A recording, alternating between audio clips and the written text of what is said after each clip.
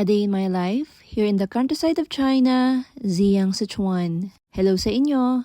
Nabanggit ko nga sa inyo na merong 7 portion ng lupang sinasaka si Mama. At dahil hindi pa natapos bungkalin lahat, pinagpatuloy niya ito ngayong araw.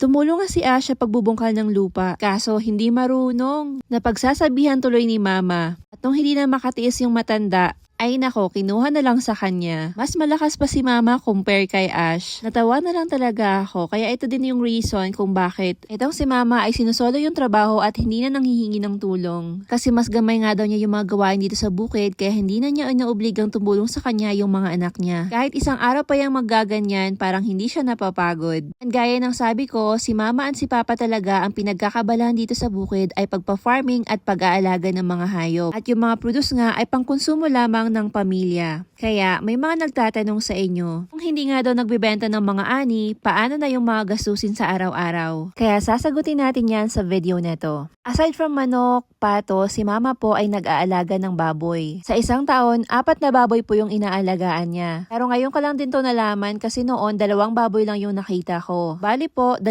yung pangbenta, 2 baboy naman po yung kinakatay para pangkonsumo. Maliban nga dun sa baboy na nabenta ni Mama, meron po siyang 6 na anak na monthly talaga nagbibigay ng 300 renminbi each. In total, nasa 1,800 renminbi po. I-convert mo yun sa peso, nasa 14,400.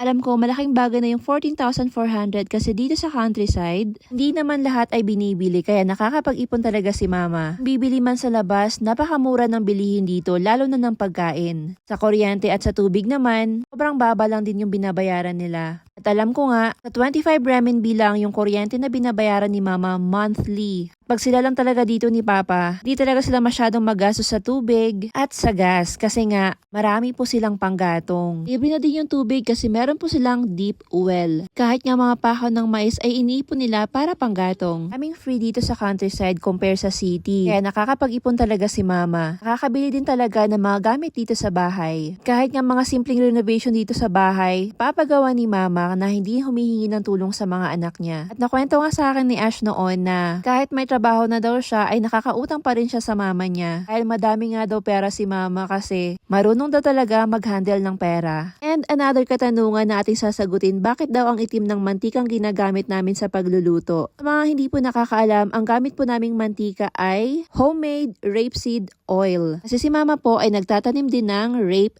plant. Yun nga yung ginagamit namin dito sa bukid maliban sa taba ng baboy. And to tell you guys, hindi po sila mayaman. Meron lang po silang source of income. May trabaho at asawang sumasahod ng malaki or maganda yung trabaho. Katulad nitong asawa ni Xiaomei. At isa nga din sa mga kaya nilang gawin ay mag-milk tea araw-araw.